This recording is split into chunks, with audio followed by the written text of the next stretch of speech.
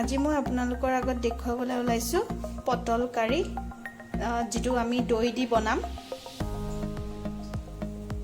তাৰ কাৰণে লৈছো মই পটল 4টা আৰু লগতে আমি লৈছো আদা ৰসুন আৰু পিয়াজ পেষ্ট কৰি লৈছো। মই তাৰ লগতে টমেটো পেষ্ট কৰি দিছো। আপোনালোকে দৰকাৰ হলে বিলাহীটো বেলেগকেও পেষ্ট কৰি ল'ব পাৰে বা কাটিও টুকুৰা টুকুৰ কৰি ল'ব পাৰে।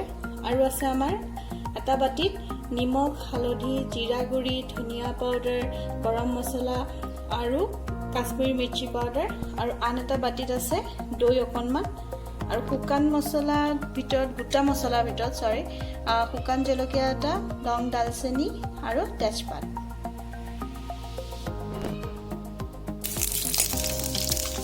এতিয়া পটল কেইটুকুৰা মই গোটাকে দিয়া নাই কাৰণ যেহেতু আপোনালোকে জানে লকডাউন চলি আছে তো মই কাটি টুকুৰা টুকুৰ কৰি লৈছো। খুব বেছি সৰু কৰি লোৱা নাই, মিডিয়াম সাইজত।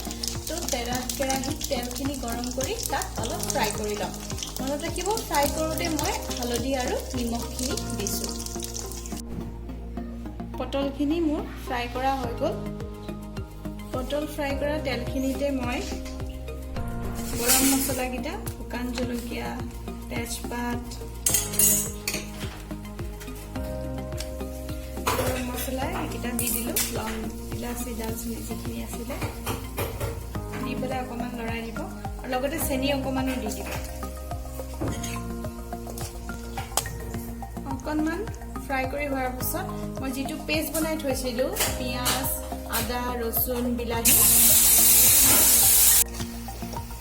ফ্ৰাই কৰি হৈ যোৱাৰ পিছত মছলাখিনি মই আকৌ ইয়াতে গৰম মছলাখিনি দি পেষ্টটো ফ্ৰাই কৰি ল'লোঁ।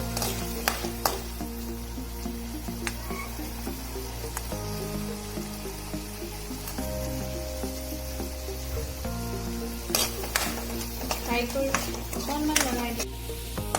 মছলাখিনি দিয়াৰ পিছত অলপমান ফ্ৰাই কৰি ল'ব। দৈখিনি লৈছিলোঁ যিখিনি সেইখিনি অলপমান পানী মিহলাই দি মই ভালকৈ ফেটি ল'লোঁ। মছলাখিনি ফ্ৰাই হোৱাৰ পিছত আপোনালোকে ৰেডি কৰি থোৱা দৈখিনি দি দিব পাৰে। দি পেলাই এবাৰ লৰাই দিব। এতিয়া দেখিছোঁ যে দৈখিনি দিয়াৰ পিছত মছলাখিনি ধুনীয়াকৈ মিহলি হৈ গৈছে। এতিয়া আমি পটলখিনি ঢালি দিম।